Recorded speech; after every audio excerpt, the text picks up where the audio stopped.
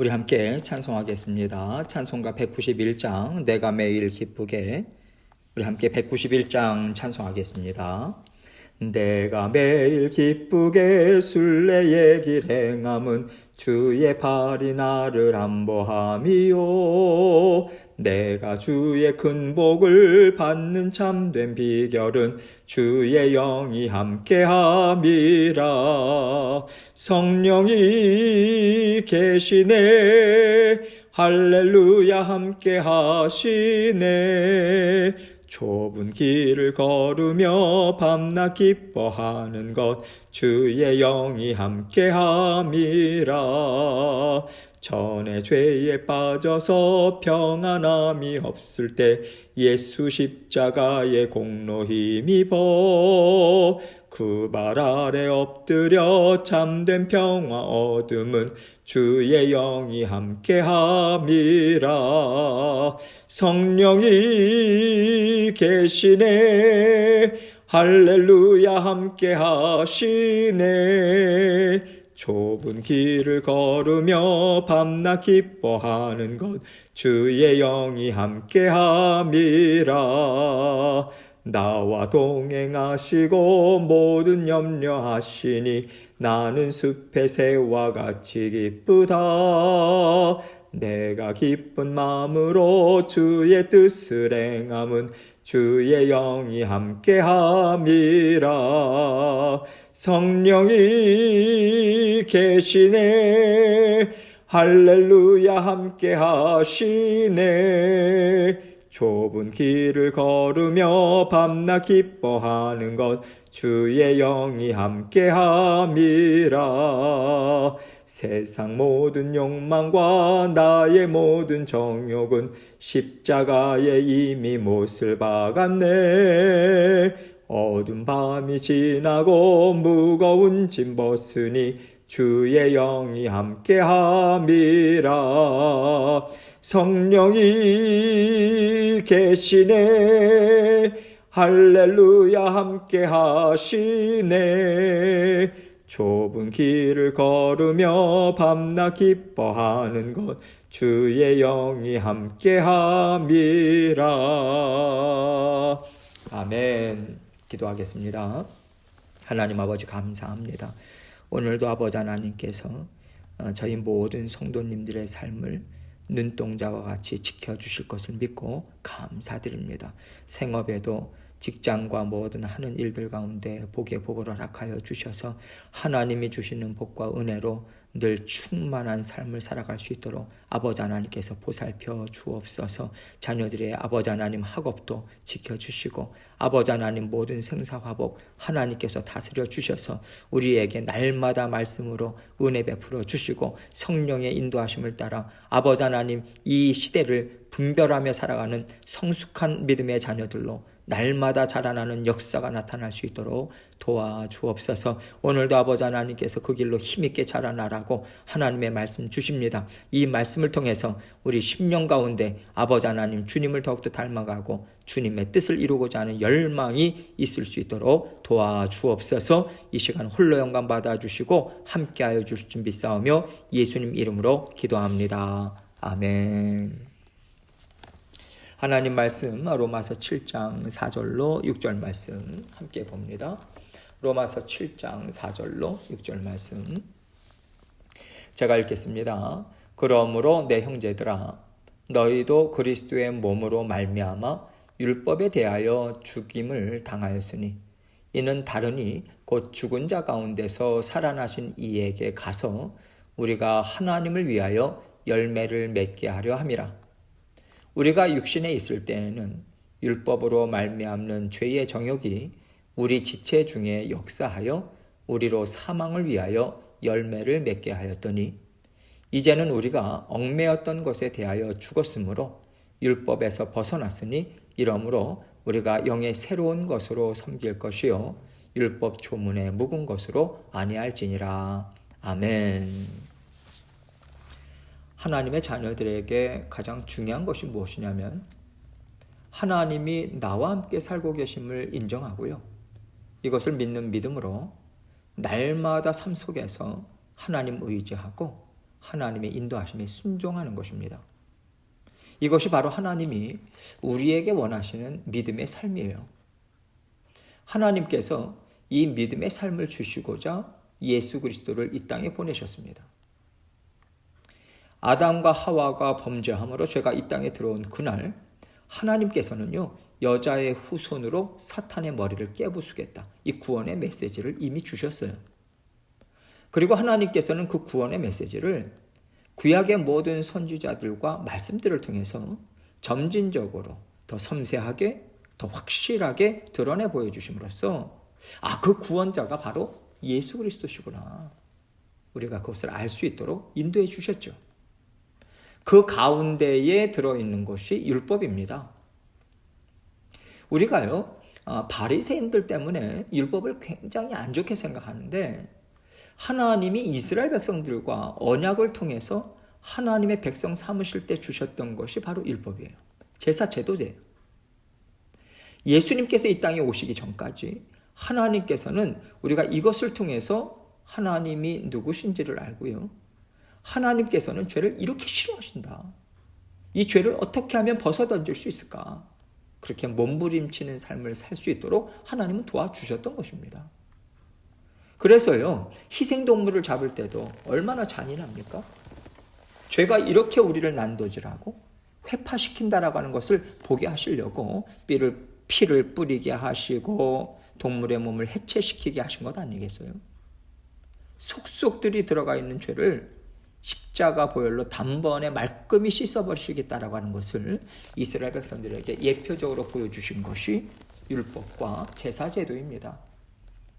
그런데 율법학자들이 바리새파 사람들이 이것을 어떻게 변질시켰냐면 예수 그리스도께서 율법과 제사를 완성시킬 것을 믿는 믿음으로 행하지 않고요. 우리에게는 더 이상 그런 메시아는 필요 없다. 우리는 율법을 완전하게 지킬 수 있다. 이거 주장하고 행했어요. 율법을 쪼개고 쪼갰습니다. 안식일은 이러한 것들을 하지 말아야 하고 음식을 먹을 때는 저렇게 해야 되고 이렇게 지켜 행할 것들을 수도 없이 만들었어요. 그러면서 우리는 율법을 얼마든지 잘 지킬 수 있다. 지킴을 통해서 의롭다고 인정받을 수 있다고 이렇게 변질시켜놨죠. 그래서 우리가 죄가 무엇인지 알려주는 율법의 선한 기능, 그 율법의 선한 역할을 자꾸만 놓쳐버려요. 사람은요, 무엇이 죄인지 알지 못합니다. 자기가 죄인인 것조차 알지 못하고 살아가요. 그렇기 때문에 하나님의 말씀이, 하나님의 구원하심이 필요 없다고 믿고 살고 있죠. 하나님께서는 죄인이 의로운 삶을 도저히 살 수 없다라고 하는 것을 깨달아 알게 하기 위해서 율법을 주셨고요. 우리는요, 세상 사람들과 구별된 삶, 하나님이 미워하시는 것이 무엇인지를 우리는 알면서 살아갑니다. 이것이 정말 중요한 거거든요. 세상에서 이거 하라, 저거 하지 마라, 이런 세상의 법이 우리 믿음의 자녀들에겐 우선순위가 아니잖아요. 온 세상의 주인 되신 창조주 하나님, 나의 주인 되신 하나님의 말씀과 법이 우선입니다.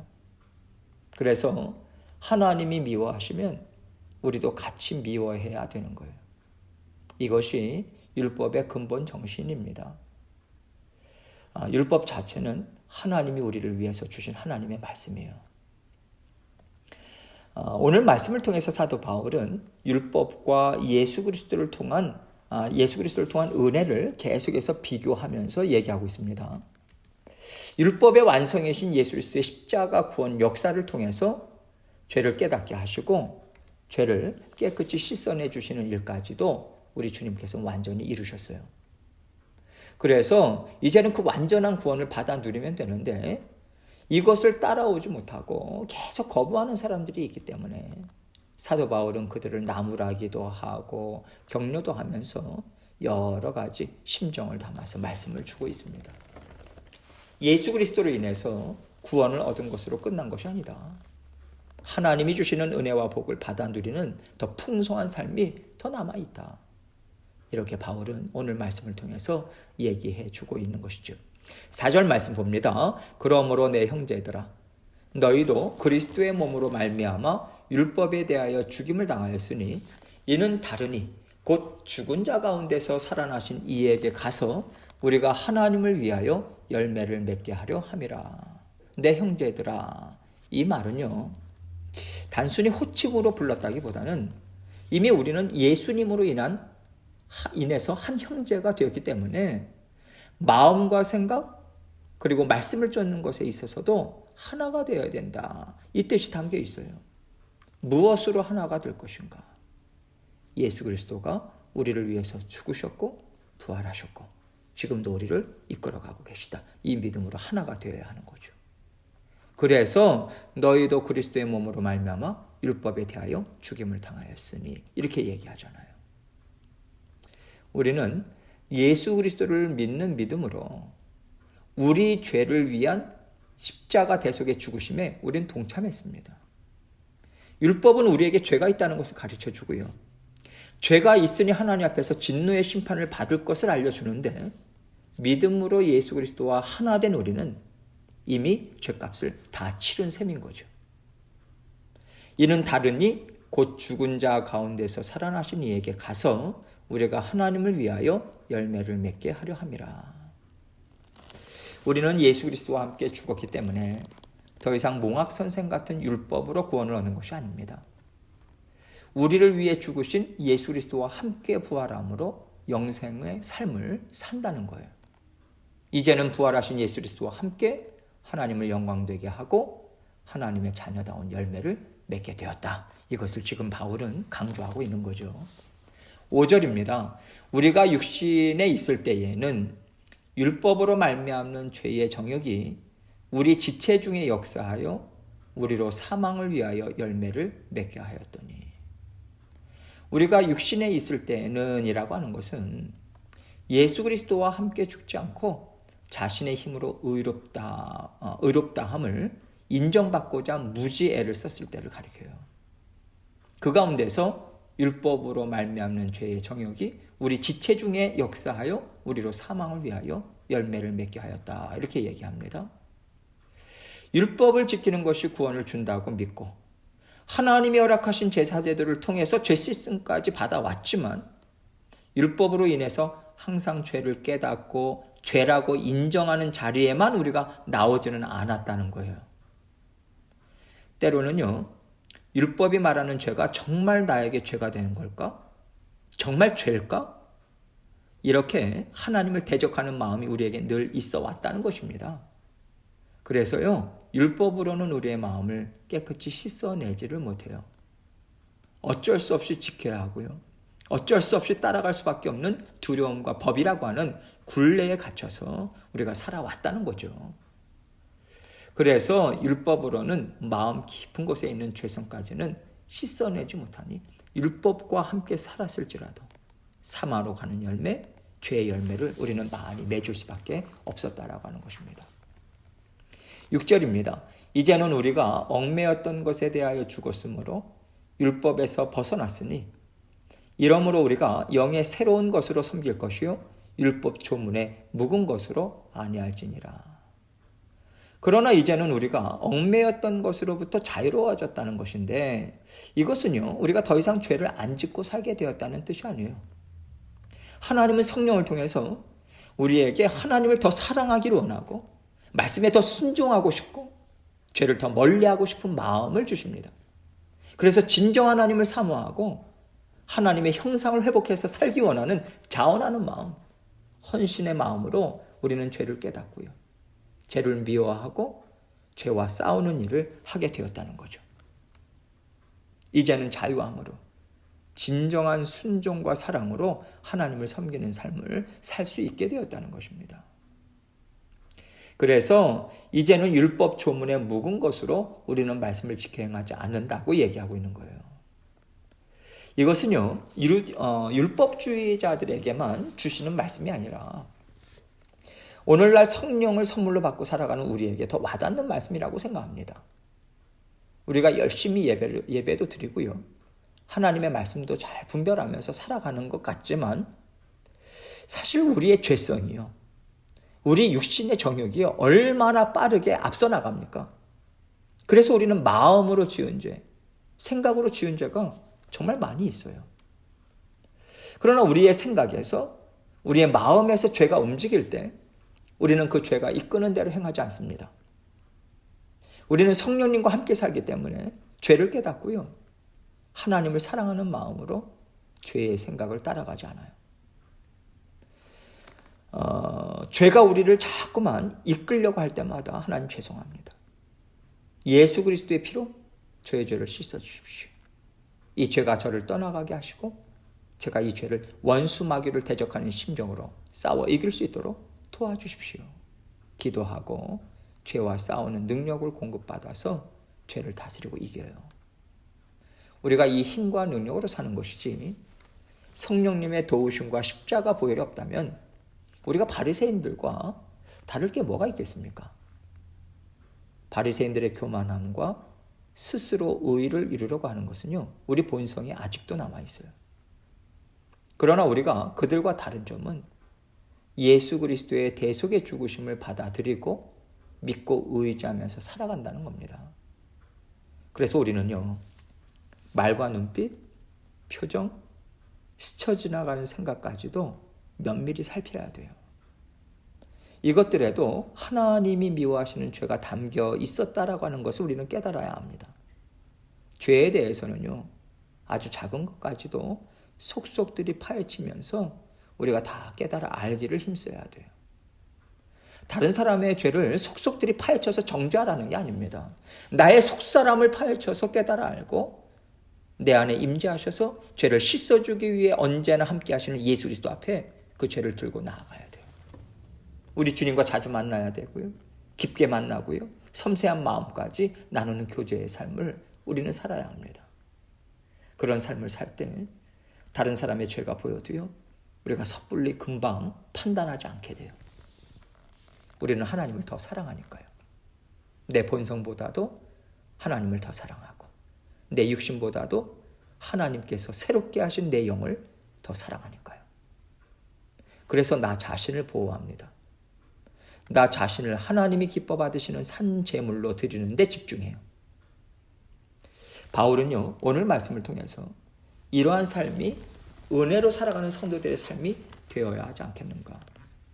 이 권면과 질문을 우리에게 해주고 있다고 생각합니다. 우리의 마음이 시시때때로 달라져요. 그럴 때마다 우리는 죄를 깨닫고 하나님 앞에 올려드리는 계속해서 우리 심령 가운데 예배와 죄를 씻는 제사가 끊임없이 있어야 하겠습니다. 이것이 살아 움직이는 거룩하신 하나님의 성전을 우리 몸에, 우리 삶에 짓고 살아간다라고 하는 의미가 되는 거죠. 하나님께서 오늘도 우리 마음에서부터 이 거룩한 제사, 삶을 향기로운 제물로 올려드리는 진정한 예배를 받기 원하십니다. 날마다 풍성한 예배로 올려드리시고요. 하나님을 기쁘시게 해드리고 내 마음에 참된 평화로 가득 채우시는 저와 여러분이 되시길 주님의 이름으로 축원합니다. 함께 기도하겠습니다. 오늘도 아버지 하나님께서 말씀을 통해서 우리에게 깨닫게 해주시는 것, 우리의 죄를 속속들이 다 세밀하게 살펴보고 우리의 마음 속에 죄가 움직이는 것 성령께서 우리에게 깨닫게 하십니다. 온전히 하나님 앞에 내어놓고 하나님 깨끗게 되기 원합니다. 즐겁고 기쁜 마음으로 살기 원합니다. 먼저 하나님께 아뢰고 또 기도 제목들을 가지고 하나님 앞에 나아가도록 하겠습니다. 기도하시겠습니다.